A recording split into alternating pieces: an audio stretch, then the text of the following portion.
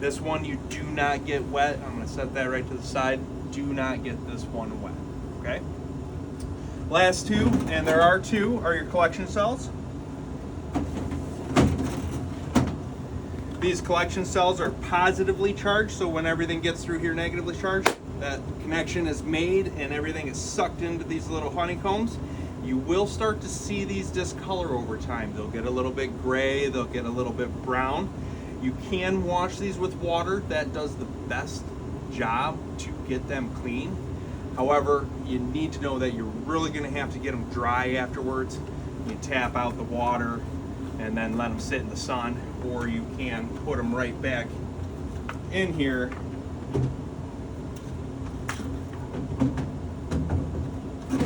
and leave the door off, let the fan run, and that'll suck them dry as well. Okay. One of my preferred methods to do on these, especially in the winter, is to use an air compressor. You can literally write your name on them when they're dirty. You can see the air compressor is going to clean everything out. Now, to put it back together, what you have to know is everything on this is directional. So this particular one runs on a little track. The handle will always face you, and this white part is always going to be the return side. So again, it runs on a track. I will line that up, slide that right in, and that is good to go. As far as a field charger, it has this track to run on. What I can tell you is if you put this in upside down and you shove it really hard, it will go in. So I'm going to tell you, for this particular setup, this is the bottom. So that part will face down.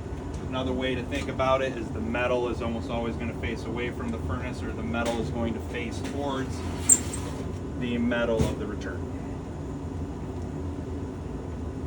Last part, again, the field charger and the collection cells you're going to do twice a year. Spring and fall is my recommendation. The pre-filter every month, just like a 1-inch filter on a normal setup. That slides right in. That one shows you airflow, always going to go towards the furnace. If everything's in correctly, it'll slide right in together. When you put the power back on, it'll light up. If it's not, it won't light up. So again, with the doors, I highly suggest using the handles. That's what they're there for. You just set that back up, line it up, and it pushes right in. Last part, like the beginning, we put the power right back in. If this lights up, everything is in correctly.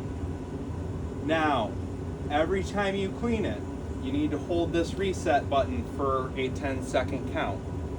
You'll hear it give it a little click. It'll reset this. This is a combination of time and static pressure across that. That's how it tells you whether or not it needs to be cleaned.